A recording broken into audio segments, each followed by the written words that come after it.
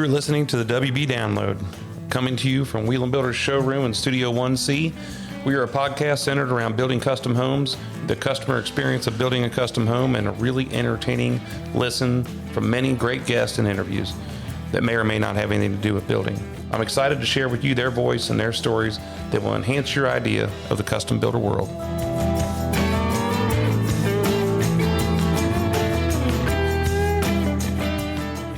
All right. Hello, everybody. This is Jeff Whelan with Wheel & Builders here on the WB Download. Thank you for tuning in and listening to us.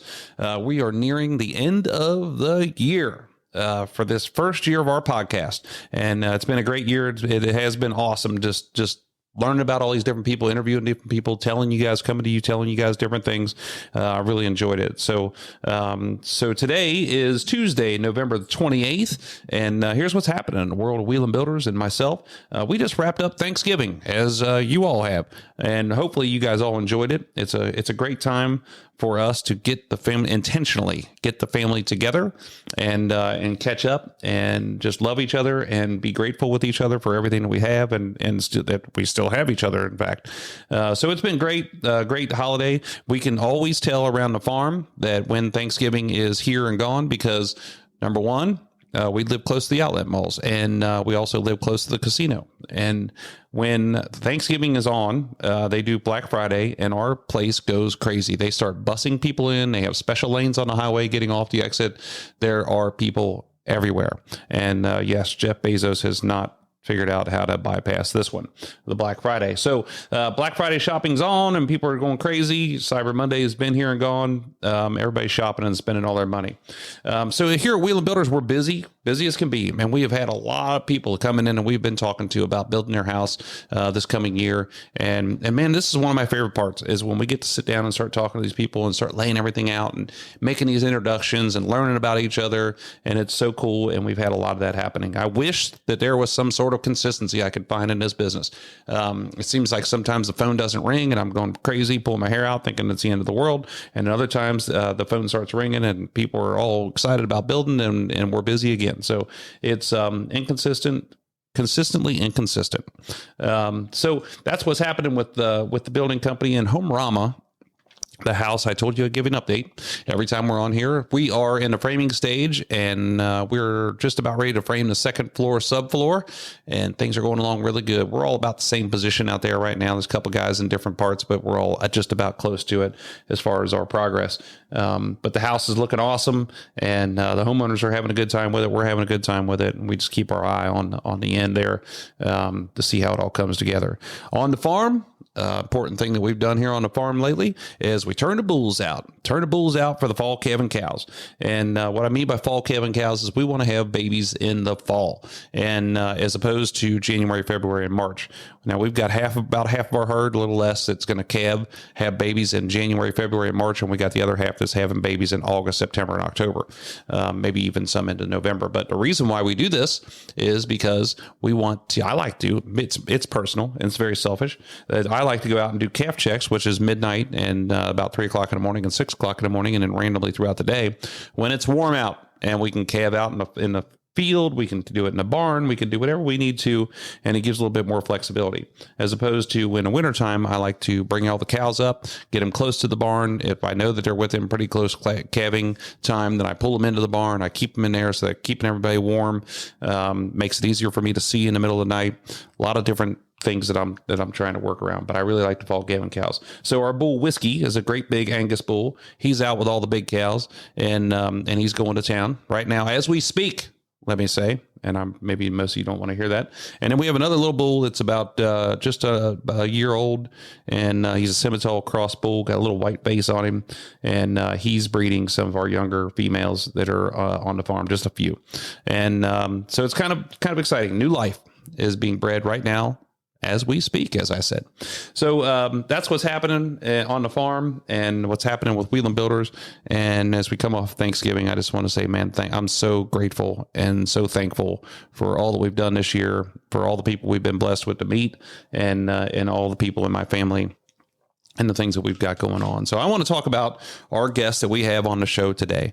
This is one of my very best friends. His name is Dan DeStefano, and he is a custom builder here in Southwest Ohio. I know it's kind of odd for me to bring on here and promote another custom builder in my area, but we're not going to talk a lot about building today, I don't think. I think we're going to talk about me and him and our relationship and, why I think he is a fantastic person. So that's what this podcast is going to be about today. You're going to hear some cool stories. He and I have been through a lot together. We met in 1999 or 2000, and we've been kicking it ever since then. So, man, this is cool to be able to do this, to have this podcast, and to be able to have a guy like him on here, and for the world to be able to hear about me and him. So, everybody, this is Dan DeStefano on the WB Download.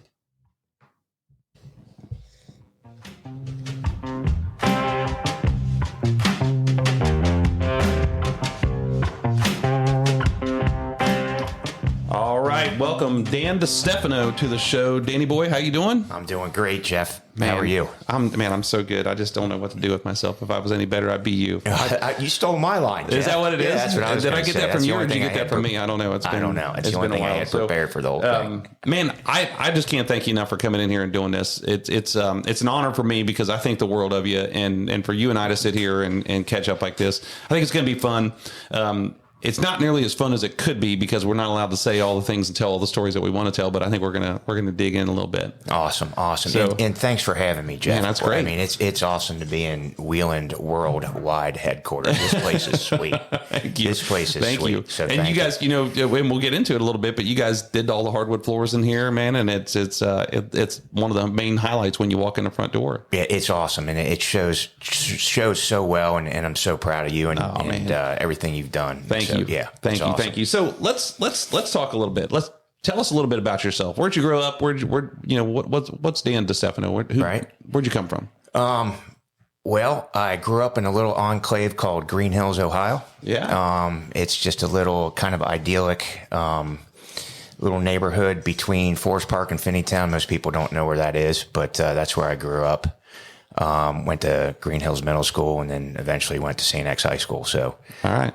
That's kind of my early childhood. Yeah. I guess I knew that you were at St. X for some reason because we talk so many times and we meet so many different people and you guys all know each other and you remember, and I'm like, I don't remember Green Hills being Forest Park, but I mean, after a while I figured it out. It doesn't hurt for me to pull out a globe every once in a while and just start looking around. Globe? Yeah. Right. There's this thing called Google too, but Google, you can Google it. Yeah. You don't have to look at the globe anymore. Where'd you go to college at? Did you go to college? I did. Yeah. I went to the University of Tennessee. That's right. Yeah. You're not very proud of that. I don't remember. Not at all. And I can't stand the football team. Right. No, pretty proud of that and love my Vols, but yeah, that was a really good time in my life. Yeah. And, that was a great experience. So that's where you're passionate about it, super passionate about it. I think when you got inducted into the presidents of the Home Builders Association, you had a Tennessee volunteer tie on, right? I probably did. And you bought me one because I was so excited about you having that tie. Because back then we used to wear ties and suits all the time, right? And because we thought we were somebody, and I think we were in a bar one. This is the story I was going to tell. Is we were in a bar one night. We were at Eli's up there on by Kings Island. And we're sitting there and we're talking, and I think we're both single at the time. And me and you were just sitting there talking, and it's kind of late. And this dude comes in, and he's got some other team on. I don't know if it was Buckeyes or whatever it is, And you guys get into a conversation, and I'm thinking you're just talking about football. And I go to the bathroom, and I come out, and we're literally we gotta pay the bill. We had to go. Things went astray. Yeah, you guys were gonna fight, right? And I'm like, this has gotten out of control because you just have two different hats on. Yeah. Well, I knew you were probably behind me, so I probably had a little bit more courage than normal. But yeah, you probably said the wrong thing. I've had that a lot of times in my life. People think it's okay to fight because I'm there. I'm like, don't do that. Right. But it was fun. So you're married to, what's her name? Andrea DeStefano. Yeah, I think that, that's Andrea DeStefano. Yeah, right. So Andrea, should we give a little bit of history about Andrea? Andrea Lucky, she's Bob Lucky's daughter. She's Scott Lucky's sister, and they're another builder in the world. And I really intentionally made it to where you were going to say all this stuff about her, but I feel like I'm saying. Andrea and I have known each other since we were about 3 or 4 years old. Right. And we were really, really good friends. And then she ends up growing up and marrying you, which couldn't be the greatest story of ever, of if you had to pick a dude for her to be married to, it would be you. Tell us about that. So you guys have kids? So I have 2 sons from a previous marriage, and she's got a daughter from a previous marriage. So we have 3 together now. Yeah. And it's been a pretty unique situation, seeing how she, grew up in the building industry like yourself, with her grandpa and then her dad, and now her brother running the business. So it's kind of a unique situation when you're married to somebody else in the industry. Yeah. And when I say unique, that comes with both positives and negatives. It's but mostly positive. And so no, it's been great. And I actually, as you know, met her through the Home Builders Association. So it's that's been one of the greatest things ever. Yeah. That's ever happened to me. So I got to meet great people and great friends like yourself, and I met my wife. So that's awesome. It's kind of a unique situation. Yeah. It could be an odd situation when both of your best friends end up getting married.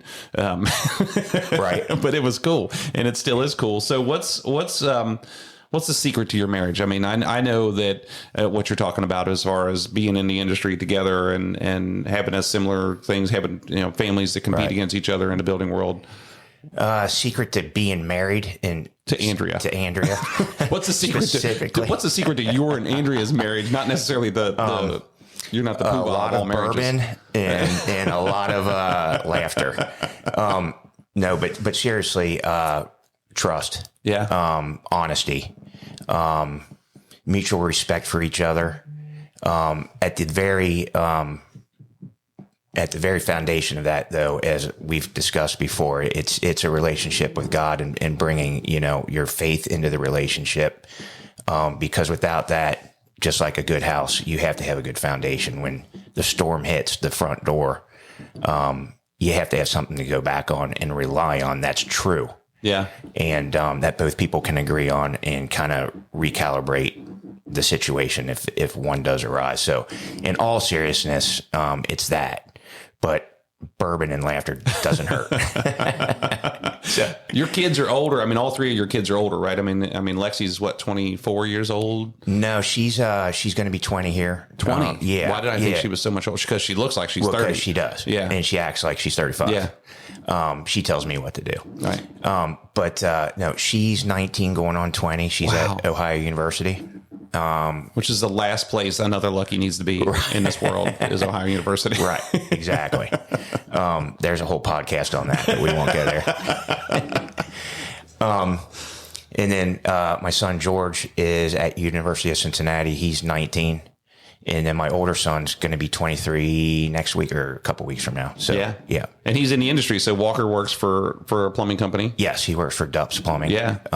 And so couldn't be more proud of him. That's awesome. He's going into his 4th year. So he's in his 3rd year of school at night and works during the day, and he's taken to it like fish take to water. So he's doing really well, and I'm super proud of him. That's awesome, man. That's awesome. So, you're a local builder, which doesn't make a whole lot of sense for me to come on to my podcast and promote another builder, but it's all good because you're one of the all-time greatest friends I've ever had, and that's why you're here, not because you're a great builder. Well, thank you. I figured as much. So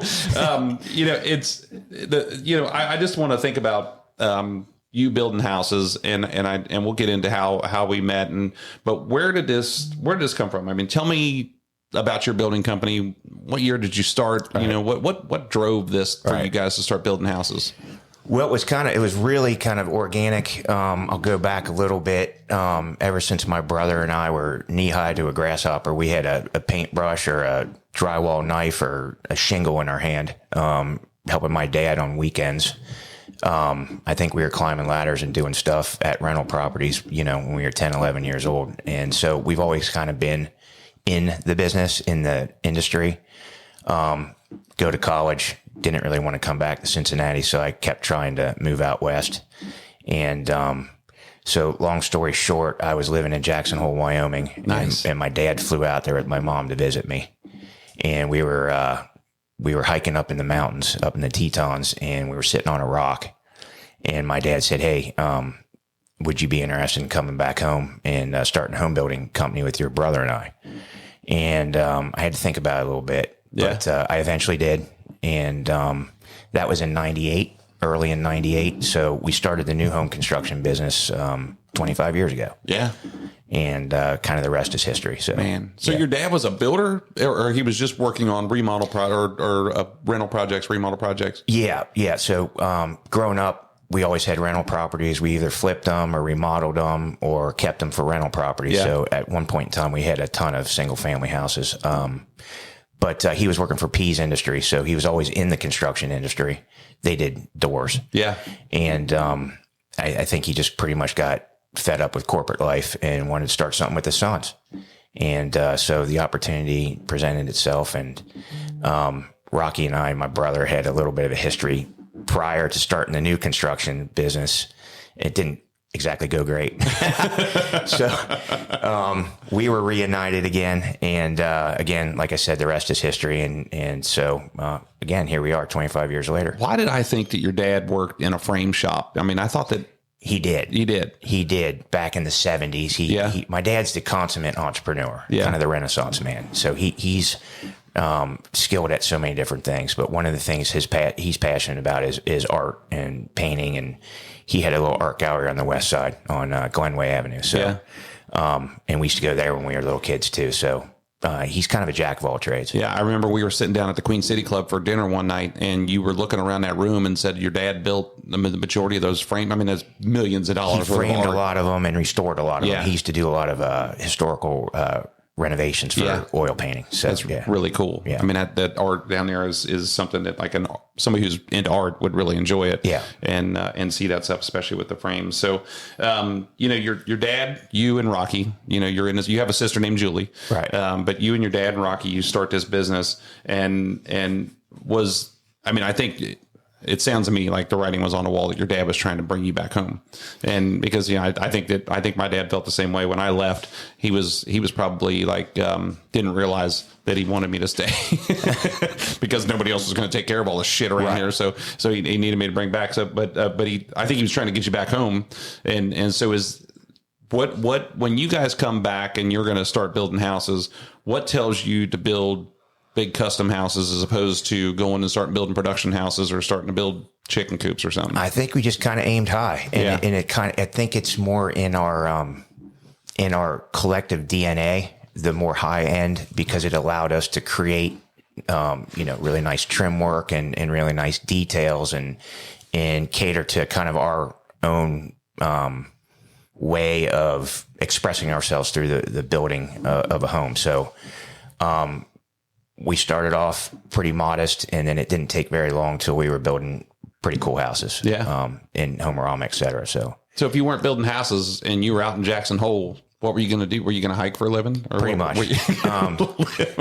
I was basically out there supporting my habit of hiking and fly fishing and just being outside in the outdoors. What'd you do to make money? Well, when he came out at that time, I was working at a lumber store or a lumber company. Yeah. And I was also rehabbing log homes, sandblasting them, restaining them, rechinking them. So I was kind of in the construction industry there too. Yeah. I mean, it's just kind of always where I found myself. I never knew that about you. In high school, I worked at Sutherland Lumber down there in Springfield Pike. So just kind of always around it, right? And so even when I was out west, I gravitated towards the trades because that's what I knew and that's what I liked. Yeah. So that's what I was doing then. That's cool. Yeah. That's cool. I didn't know. I knew the story about your dad coming out there, but one thing I wanted to touch base on, you have a degree in political science, right? I do. What the hell is that good for? I have a degree in history too. Do you really? Yeah. So what's political science? Because when I think about political science, I think about politics. That's basically it. Yeah. It's the study in the history of politics throughout and how you use that to advocate and to understand what's going on in the political climate, et cetera. And it dovetails into history. They're very similar. So I had to take something that I liked to get through college because I really didn't like college. I'd rather party and play sports. So I fell into it. I was an econ major at first, and that sucked. So I just kind of did what I liked. Yeah. And I had no idea what the hell I was going to do after that, man. It was just kind of one day at a time. Just get a degree, right? That's cool. That's a cool story, though, because, the story where you build on something, you build on nothing, you come up and you guys start building the houses. I mean, it wasn't, instilled in you when you were 5 years old that this is what you're going to do, and you felt like that was the direction you had to go. Your world was wide open, and you guys came back to chose to do this is really cool. Yeah. And I really give my mom and dad all the credit there, because they allowed Rocky and myself and Joy to be ourselves, to kind of go explore and do and try to make your dreams come true. And they never really they questioned me, but I don't blame them. I would never let my kids do what I did. But no, they always gave us the freedom to explore, fail, whatever. And they were always there. Yeah. So, to come full circle and start and continue a family business, I think both my mom and dad would be very proud of us, and I know they are. So yeah. I know your mom definitely looking down on us and just and can see everything now. She's not gilded by the light anymore. Now she can see it all. You know what I mean? When she was here, she probably didn't know it all. Now she does. Because let's talk about your mom a little bit. She passed away. How long ago did she pass away? Passed away in 2010, so 13 years ago. I can't believe it's been that long. Yeah, time goes by fast. Battled cancer, and just a great lady. I remember sitting over there with you guys just talking towards you. We always had great conversations, but towards the end we were sitting there talking. She loved you, Jeff. I mean, she loved a lot of my friends, but she gravitated towards you. You guys I don't know why. I don't feel like I'm that likable of a guy for your mom to be like, I think she loved the hell out of you. She really did. She was happy that we were going to be in trouble together. Well, yeah. She's used to that. I've loved your family and always have. I think that's probably where it comes from, because we all love each other. And you're one of the first dudes to tell me that you love me. And like general public, we say it all the time, and you don't get shied away from it. Like it's just like when you're younger, you probably feel like that's weird for another dude to tell you that. And then as we get older, it means a lot. You know what I mean? So that, and I love your family. Going on a little tangent. This is about you, not about me. Okay. So that's the first time. I want to know. So for your family business, having a family business is tough. And so, how do you guys, how do you and your brother and your dad, and I know your dad's probably stepping out of it a little bit more, but how do you keep it straight? Because from me, for looking on the outside in, I call it Facebook for real, like everything looks peachy all the time, but how do you keep it real, and how do you keep it going in the right direction? Well, it's not always peachy all the time, as you know. It's kind of like the analogy of, the sausage. That beer brat looks awesome, but to see how the sausage is made isn't exactly the coolest thing in the world sometimes, right? It's kind of ugly. That's awesome. Right. Yeah. And that's the same thing with family business, just as well as I do. And then, in Andrea and her family. So, we're all kind of similar. There's the ugly warts behind the scenes that families have. With that said, I think it comes down to, again, mutual respect, giving each other their lane, trusting in each other. And I think that's the most important thing, right? Because I know my brother's not going to screw me. Yeah. Even if I disagree with him, or we have a difference of opinion or whatnot, at the end of the day, he's got my back and my best interest, and vice versa. Yeah. And your dad instilled that into you guys. I'm sure my dad instilled that into us. And now that my dad's been out of the business for, almost, a decade now, or more, we've kind of carried that on, and he's always there. His spirit's always there. Yeah. So you got to let each other fail. You got to celebrate each other's victories. And even if you have to accept, right? Because they're your brother. Yeah. And that's easier said than done, right? But I think long story, long answer, but I think that's pretty much the secret sauce. I think something that hurts a lot of family businesses is when you get the outsiders coming in, when one of the boys gets married, one of the girls gets married, and then the spouses have different opinions, and it starts to rock the world a little bit. And that's true with any family.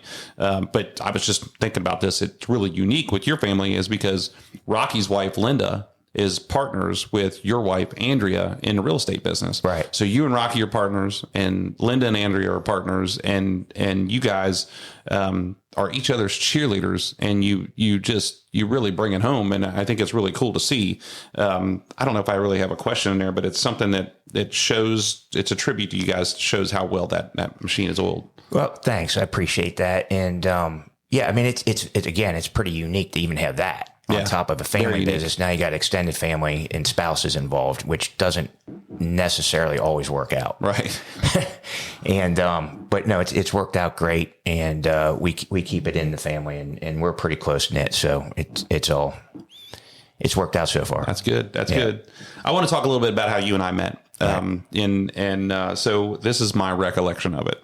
And I'm sure there was some beer drinking going on, so I want to make sure that you remember it the same way. But it was in 2000, because you guys had entered the 2001 Homearama in Four Bridges. Correct. And so it would have been the year 2000, and we were doing something with the Home Builders Association. I chaired the Homearama show. You were building your first house in the show, not the first house you ever built, but was that the first house you guys ever built? No, second. Okay. No, I'm just joking.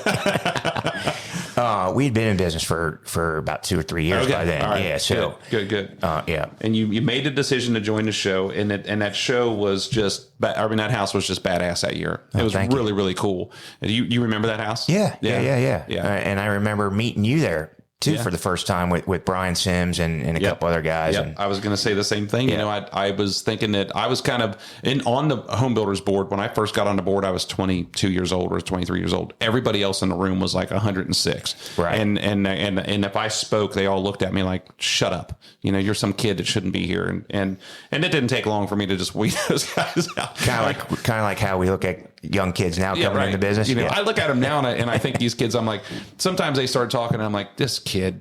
And then I started thinking about it. That kid's me. That guy. Yeah. That kid's me. Yeah. Let's let him roll. Let's see what he does. Exactly. I mean, they're full of piss and vinegar and that's going to be pretty cool. So it's then, and Brian Sandeman, Brian Sims, you and me, all of a sudden we're these young guys that are coming into the show. We're building and we're running the show. We're on the Home Builders board so we hit it off. You and I hit it off pretty good. Plus, you're pretty cool, and that made it a lot easier. And we drank beer together. But, I was on the board. And so that was how we first met. And then was it the following year? Maybe it was 2003, I think, that I'm on the executive committee and in the first of a 5 or 7 year stint, whatever they made us do there.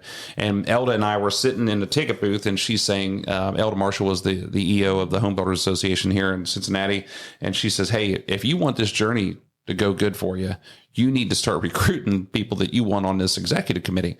And I'm like, that's a good idea. And it was like 5 minutes later, I grabbed a whole bunch of beers and went down to your house in Vista Point. Let's get that sucker Dan in there. I'm like, I'm going to hook, line, and sinker this guy. So we sat on your back porch and we talked for a little while and drank a bunch of beer. And that's how you and I both decided that this is what we're going to do. We're going to be on the executive committee together, and we ran through it. Yeah, that's awesome. That's a great recollection, and good for Elda. What a wise woman. Yeah. Because we know how the other way goes when you don't have great buddies with you when you're going through the chairs and whatnot. Yeah, it makes it tough. But yeah, and I've thanked you before, and I thank you again here for that, because you were very instrumental in getting me involved in the HBA. And I probably know in my personality would not have gone that direction without a little push. But so beer and good friends help. That's right. Yeah. And everybody brings us a little gift when they come on the podcast and just to remember that they were here. And it's kind of cool. We have a wall of fame. And you brought us the executive committee picture that we had of I don't know which year, if that was the year you became president. 2006. In 2006. Yeah. And so we had on our committee, in my time, it started with Chet Calkins, and believe that, and you and he are very similar, right? No, I don't think so. and Chet wasn't around anymore after he wasn't able to make the meetings anymore after that. And then it was Dave Suberling, and then Daryl Leapson, Tim Hensley, Terry Sievers, and then you and me, Dave Whittikin, Joe Christo, Andrea. Yeah, Andrea's in there. And I mean, because our stint was 5 years. It was, it was secretary, treasurer, vice president, president, chairman of the board, chairman of the executive committee. And I have no idea why we were there that long, but that's the people that we were surrounded by. And you had more than that, because you still had another year after I was. And that, I learned more from being around all you guys on the executive committee and being with that group of different people than I could ever imagine, you know, and if you want to know, I think the Home Builders Association benefits a lot of different people. It doesn't necessarily on a daily basis benefit builders every single minute, but if you get involved and then you're around these other people, that's where I learned the majority of what I've learned in this business was being around other people like you. Can you reflect on that at all? Yeah, I mean, I couldn't agree with you more because you've got diversity of thought, you got diversity of age, you've got different experiences. I loved hanging out with the older guys. I did too. I loved it. Yeah, and just hearing them, you know, BS and tell good stories. And what I always was drawn to, and I'm sure you're the same, is a camaraderie. Yeah. And I know your dad talked about it a lot. I mean, and I love to sit around and, you know, after certain events and shoot the shit with your dad because he would bring me back to the good old times. Yeah. Not knowing that we were living the good old times at that very moment, just being together on the executive committee and creating our own memories. Right. But, so it was a great experience. Not only the camaraderie aspect, but the learning aspect. Yeah. I mean, we were young. That was what, 15 years ago. So I was 40. 18 years ago. Was it 18? Going on 19 for me. See. That's why I'm not in the field. I don't do good at math. It's old. Yeah. I mean, God, I can't believe it's been that long. Long time ago. Yeah. But we were young. We were young. We were young when we did it. And that's good because we learned a lot. Yeah. And still drawing from some of those experiences today. I am too. And I do every day. And I mean, Tim brought that. I mean, he really brought a lot to us, you know, for both aspects of it, from learning how to entertain to learning how to be in business and learning, you know, making different decisions and having fun doing and having fun doing the whole thing. And it was really cool. I learned a lot from Terry Sievers from the Dries Company. Right. You know, I always had a slated opinion about those big production builders, you know, and thinking that they're the enemy. And then when you get to know these guys and they're all so super intelligent people and it just taught me so much. And I feel like that's probably the way it was with you for the most part. But when you're in that volunteer organization, you learn how to lead and inspire people without the threat of money, without the threat of losing their job, without the threat of anything. You have to motivate them as opposed to threaten them. And, and so that's a big lesson to learn. And you're also, you know, you learn how to cohabitate with your peers, even though you're competitors. Right. Just like we're doing now. Right.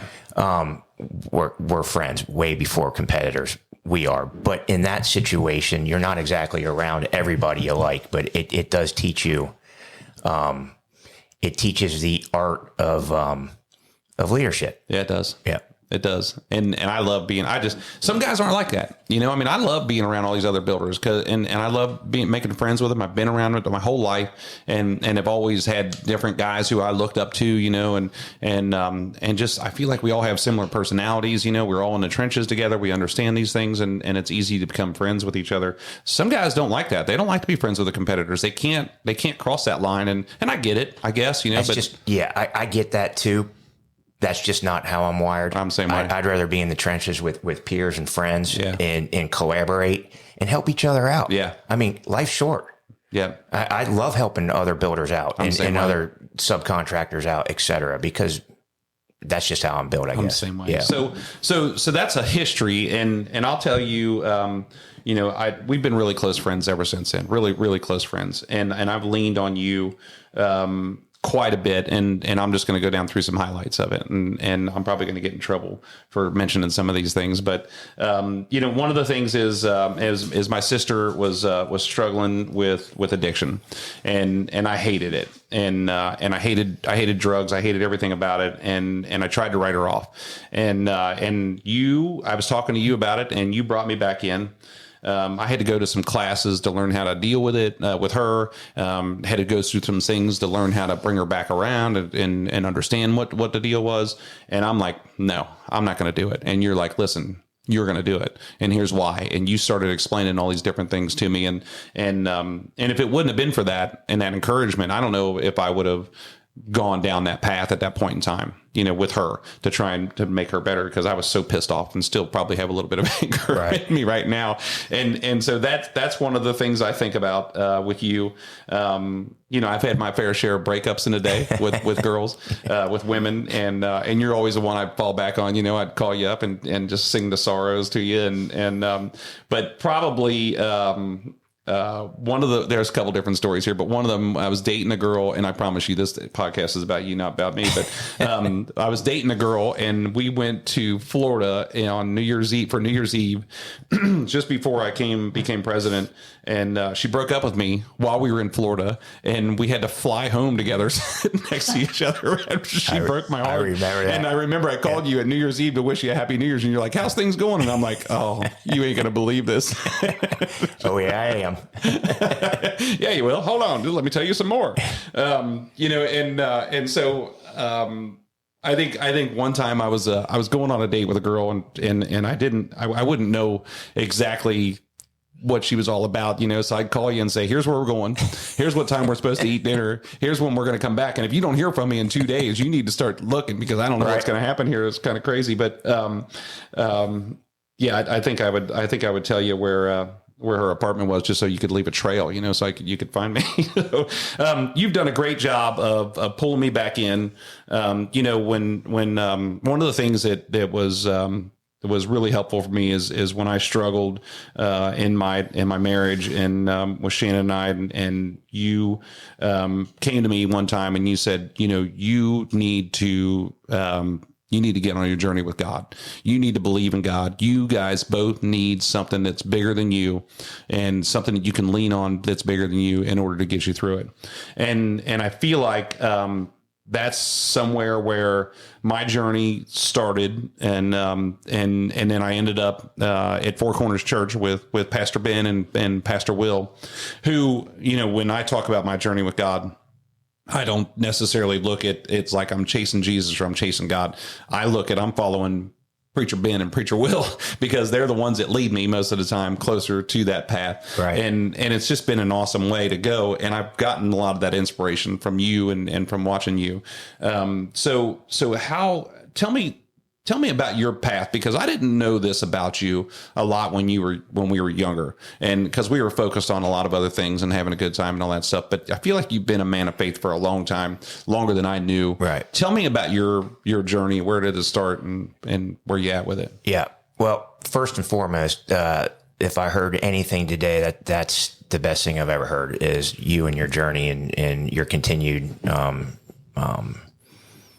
path with God and the Lord, and what that looks like for you. So if that's all I hear today, that's the best thing that I could ever hear, because I'm super proud of you and happy for you and Shannon and your kids, because that's the most important thing. It is.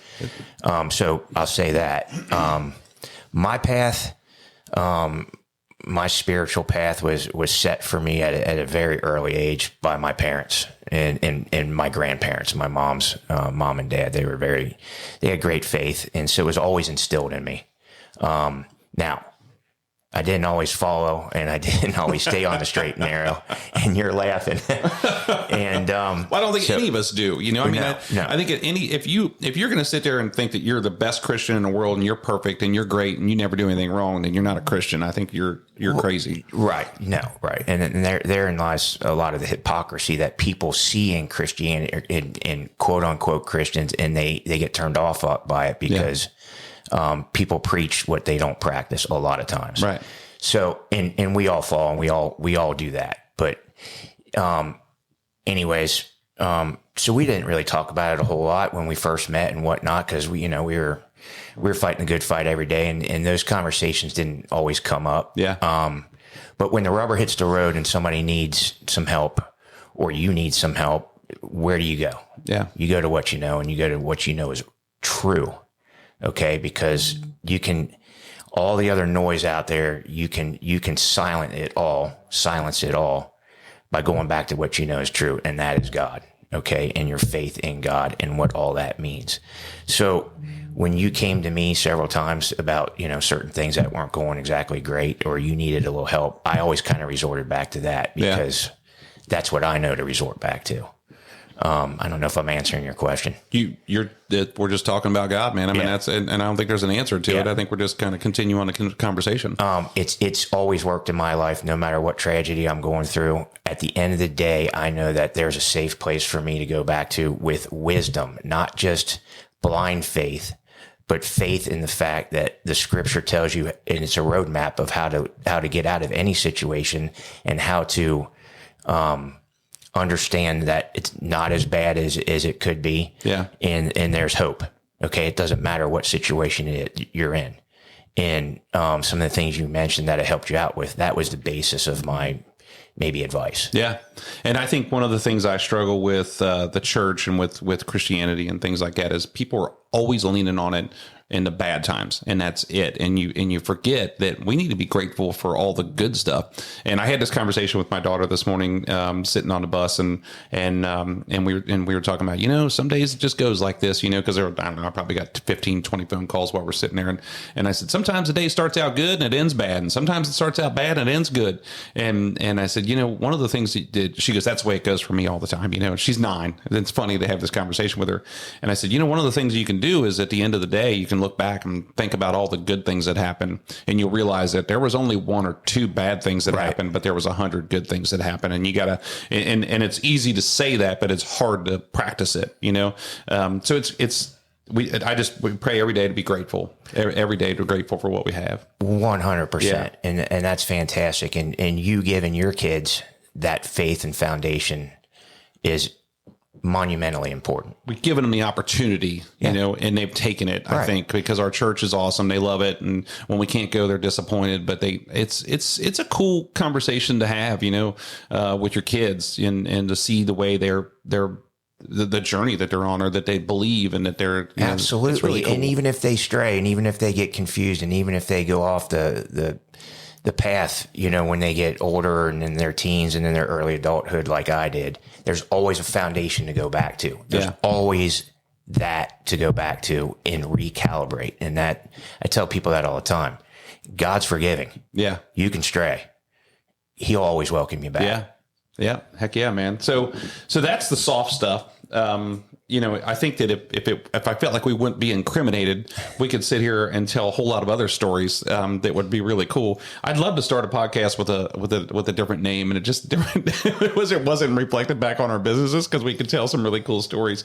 I'd like for you, because I've got one, and I think I might have already hinted to you what it is, but I'd like for you to tell me the greatest story that you are able to tell on here. That's the problem. Between you and I, that's just hilarious or crazy or great or whatever it is. Oh man, there's so many, Jeff. There's so many, but keeping it PG, I don't know. There's a lot we can't talk about. That's part of the straying off the path, by the way. Elda always used to say that somebody used to come up to her and say, you should write a book. And she said, well, I would, but I found out I could make more money by people paying me not to write the book. Right. Another wise statement from Elda. There's so many, Jeff. Gee whiz. I mean, just putting you behind the microphone is just a great story. I mean, oh my gosh. There's several. I know which one you're going to talk about, which is a great one. And I'll let you do the justice to that, because you tell stories way better than I do. There's several. Gee whiz. I can't tell that one. I was going to tell the one about George Bush. Well, you weren't there. I wasn't there. That's the story. You can tell that one if you want. You can tell that one if you want. No, that was one of the biggest disappointing points in my life. I woke up and I felt like my mom was just looking at me, going, "What's wrong with you, Jeff?" You skipped out on the meeting with George Bush during the presidential race campaign when we were at OHBA, because we got drunk the night before, and I couldn't wake up in the morning. Right, and I tried to wake you up, but the shenanigans that were the night before is what we can't talk about. That's what makes the story funny. So are you going to tell it? No. I'll tell a little bit about it. We were. I mean, that year I would have met with everybody on the ballot. I would have met, including Cheney, there was a couple school board members that I didn't. And George Bush was one of my all-time heroes. I mean, I just as far as president, he was a Ronald Reagan for me. And we were going to go downstairs and meet with him the next morning. And we got drunk as hell the night before, and I woke up and it was already, you guys were already down there and back up, and by the time I got out of bed and I just got dressed and started walking towards the car, I was so embarrassed and so disappointed. It was horrible. And I let you know. I didn't let you forget, did I? Never. No, that was a good one. That was, and there's a lot of them like that are pretty indicative of our early friendship. I remember a bunch of, I mean, they're all good times. One of the ones that sticks out to me, and I don't know if you remember this, is we were over at your house over out in the country in Clarksville, Old Middleburg Blanchester, Blanchester, okay. Middleborough Road. Yeah. And I used to like to go out there and have a couple cocktails. Well, we were sitting around for quite a time, and I decided to I would take it upon myself. It was dusk, and I think y'all were still on the patio, but I ventured out into one of your fields, and I tried to jump over what I didn't realize was an electric fence, and I shocked the hell out of myself. And what was I doing that for? I was going to ride one of your cows. Okay. And the next morning I woke up and Rerun, your basset hound, was laying across my face on the couch. And I'm like, where in the hell? I'm at Jeff's. Just another night. Right. I think we even that night derived, a game plan to go to school to ride bulls. Yeah. Right. And we were going to do that. Yeah. We should have wrote a lot of that stuff down. Yeah. And I've got another story and I'll tell it. But one story is I remember it was like we were in Columbus. We were at a hotel somewhere. We might've been in DC, and we're both, we've been drinking, and so we stayed in the same hotel, separate beds. So we're laying in bed, and we're about to fall asleep, and you wake up and say, Jeff, hey, listen, I want you to do something for me. And it was right when those earpieces came out, like people would talk into those earpieces, and these people look like tool bags. They would walk around and they would leave it in like all the time. Yeah. They would leave it in like, we know you have an earpiece. Okay. You're a complete tool bag. Take it out of your ear. And you said, Jeff, hey, listen, do me a favor. If you ever see me wearing one of those things in my ear, just come over and kick the shit out of me. That still goes to this day. I'm getting ready to fall asleep. I'm like, you got it, man. I'm there for you. I saw a dude with one the other day. I can't remember where I was, but it's bigger than hell. He had his earpiece going, And I'm like, don't be that guy. The story I was going to tell and these are really funny to us, but we were on an OHBA leadership trip down in Florida, and it was only supposed to be me and Elda, but Tim came back and said, it would really be great from his year. And he goes, it would really be great if you took the president and the vice president, because then that way they get to know everybody, which if you would have just gone to the meetings, you would have known everybody. And that way they can do this. So she takes us both down there, and we just kind of just leave her, and you and I go out and we do our own thing, and we're raising hell with everybody in OHBA. I mean, we just have a blast. Well, we're in this bar one night, and I remember we had to walk down the basement to get to this bar, and it's happening. It's a lot of fun. And we're dancing. I'm dancing, I think. I don't know if you were doing. I think we're dancing, and we're carrying on. And I'm swinging around. I got this girl that I was dancing with, and we're swinging around. And somehow or another, I let loose, and I flew into the band and wiped the entire band out, like where the microphones were going. Feedback. It was awesome. The drummer's off of everybody his in the stool. entire bar stopped. They were so pissed off, and you're like, we gotta go. We went upstairs and got a cab. That was awesome. That was great. Fun. Yeah, it would have been a hugely embarrassing moment if anybody would have seen it, but it was. I think we embraced it. I think it was fun. Yeah, I think it was fun. That was a good story. So, and then when we came back, Elda said, we're not going to do that anymore. We're still going to just take the only people that are going to. I think we were part of a number of firsts and lasts. I think so. Yeah, with respect to the HBA. I would agree. Yeah. I would agree, because that trip got a couple of times. Right. There's a couple of times. So Wildman Walker, guy from WBN, used to say that a friend is someone who hates the same people you hate. That was his definition of a friend. I looked up the definition of a friend on Google, of course, and it goes like this: is a person whom one knows and with whom one has a bond and mutual affection for. I know it's not as cool as I thought it was going to be, like when you say that, but we've been friends for 24 years, and I can't believe we're that old to say that. I mean, to be able to look at somebody and say, I've known you for 5 years. I've known you for 24 years. And I just I'd get too soft on you.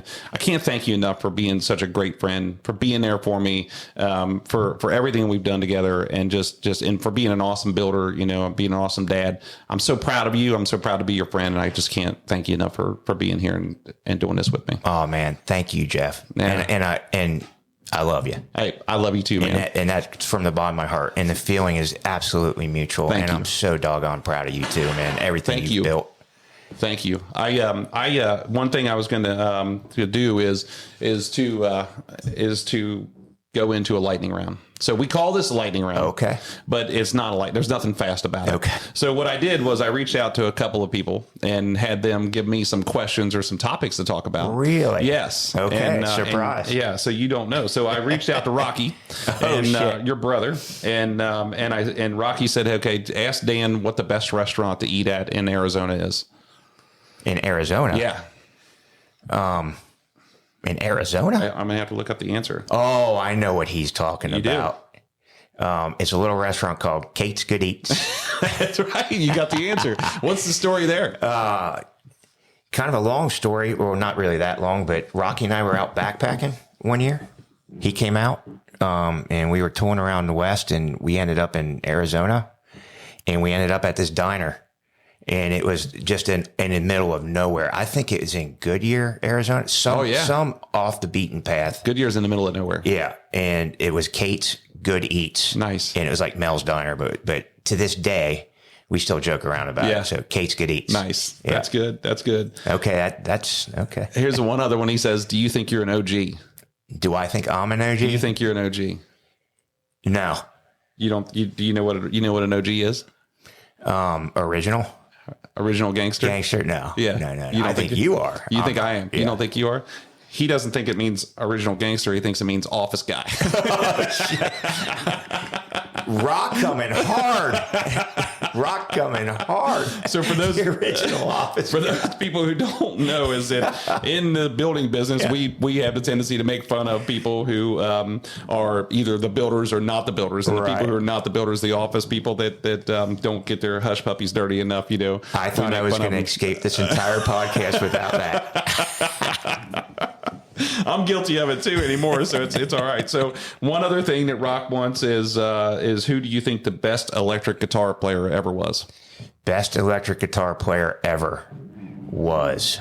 Holy cow, there's too many. I'm going to go with Dwayne Allman. Oh man, you know what? That's funny that you say this because Rock said Jerry Garcia.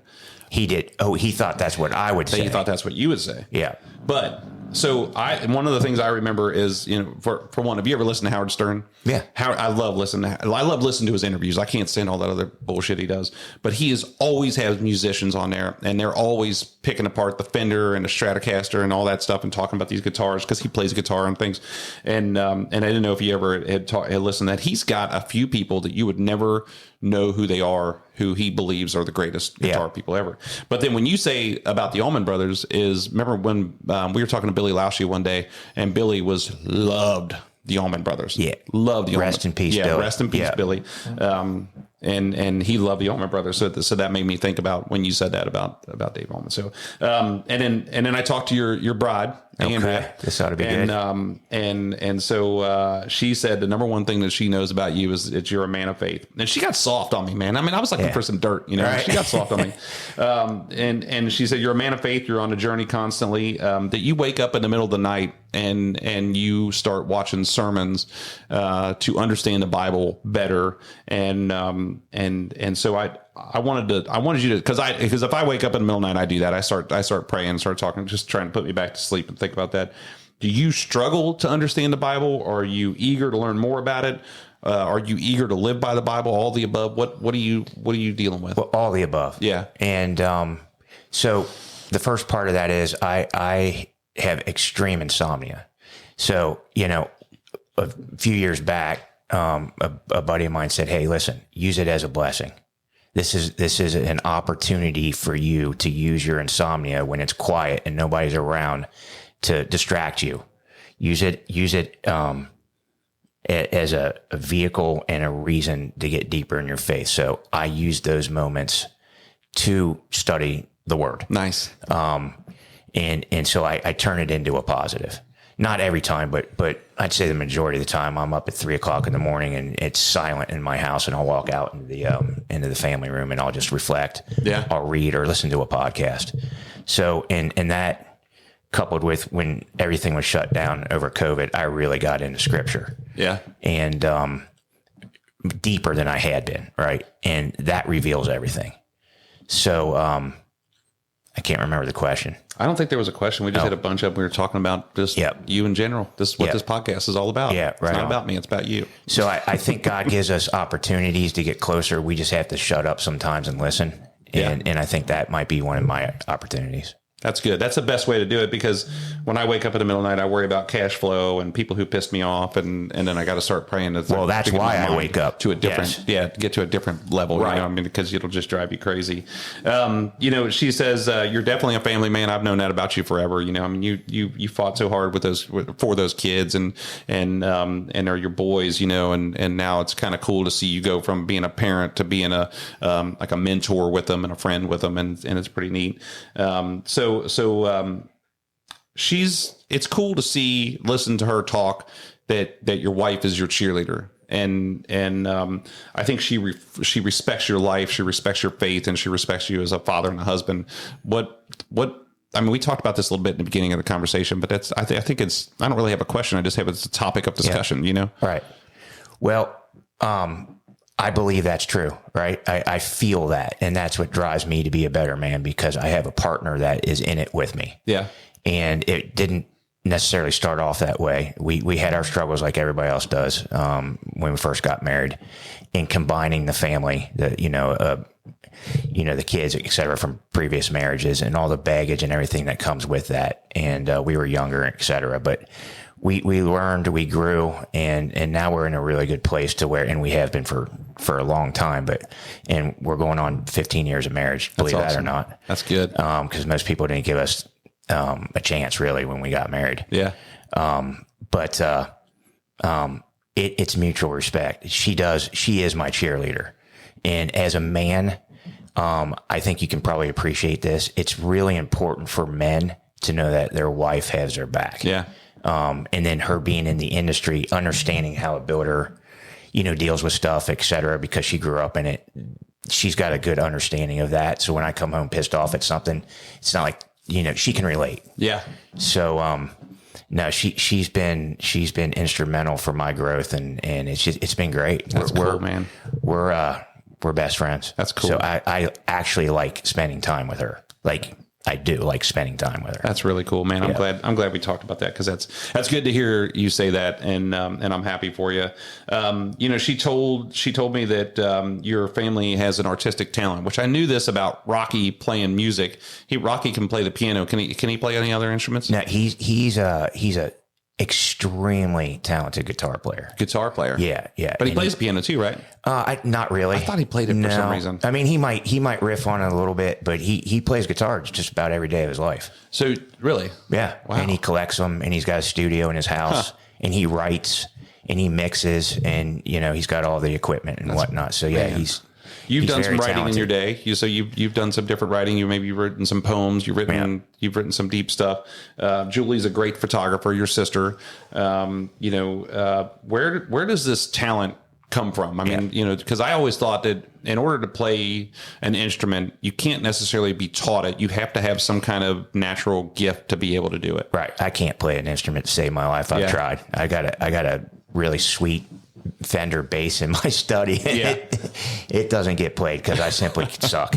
And so I think a lot of that's innate. My dad is a phenomenal oil painter. He's got a studio in his house. My grandfather, his dad, was a phenomenal artist. So there's a lot of artistic genes in my family that I really didn't get many of them. You got a lot of them. You got more than what you think. So, you paint right now too, a little bit, don't you? Not really. I tried that too, just like the guitar. Yeah. And I'll stick with writing and and having a beer with people. What do you do with the stuff you write? Do you put it in a book, or have you ever tried to publish it? I have several journals, and I've actually been published a couple times. Yeah. I don't really talk about that, but that was when I was in my 20s and 30s. That's pretty cool. Yeah. I used to write a little bit, and when it would hit me right, and I always thought that I could publish a greeting card somehow or another. But it turns out that when you call Hallmark or you go on their website, the first thing that pops up is, if you've got something cool you want to present us, don't, because we don't need your help. It's like press 1 for get the hell off the phone. Right. And I always thought it would be cool, but I think sometimes it's a really good way to get your thoughts correct in the right direction. Journaling, writing it down, thinking about it, and before you go say it. And do you journal? I don't. I've done it a couple times in the past, and I was doing it for the wrong reasons. I was doing it to prove to everybody in the world how busy I was all the time. I want to show people what I do on a daily basis. So I was keeping this journal, and then I kept it another time because in one of our farming magazines, there's people who keep a journal of what they do every day on the farm, and then they publish it in that magazine. Day this, day this, day this. And you kind of get to see the day-to-day operations and understand what people go through. And I thought that was cool. I thought it'd be cool for my kids to read it later on. But like I said, I wasn't doing it for any reasons for myself. I think I was doing it just to prove to everybody how busy you are all the time, and that's not a good reason to do it. I think journaling is pretty cathartic when you're going through hard times, because it gets your thoughts out in a positive way, and it gets them on paper, because a lot of people have a hard time expressing or trusting or letting certain things out, and a lot of times it comes out negatively. But if you can get it out on paper and journal, that's been my experience with it.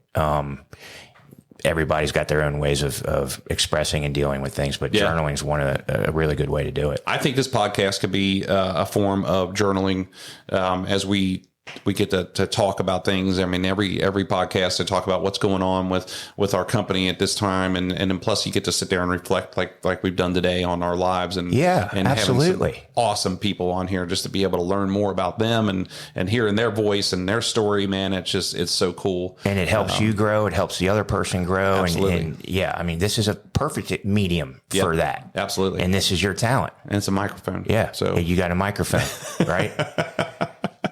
What else would you add to this? If you had to say anything right now, what else could you add to it? Anything? I'm blessed. I'm blessed to be sitting here with you today, 24 years later. I would agree. And I think that really is what comes to mind. I'm blessed to have the life I have, to be fortunate enough to be in Cincinnati, coming back from where I was that fateful day when my dad flew out there to ask me to come back to start the business, because of all the people I've met and all the great experience I've had in meeting great best friends like yourself, meeting my wife through the industry. I'm blessed beyond measure. And I don't take that for granted. And nor should we take any of this for granted, because tomorrow's not promised. Man, I agree. I agree with you wholeheartedly. What's the name of your company? My company is DeStefano Homes and Remodeling. There you go. Yeah. And you also have...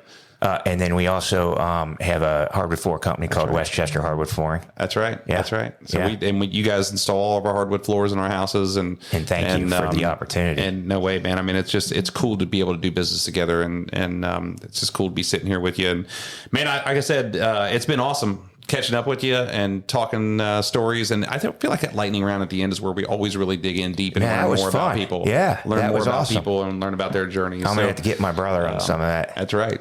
We'll tear him up. But we would get him on here, but he wouldn't talk at all. He would say, "No, I'm not going to talk to you." Right. So, exactly. Man, hey, I love you, brother. Thank you for being here, Jeff. Man. I really appreciate it. And hey, everybody, this is Dan DeStefano here on a WB Download.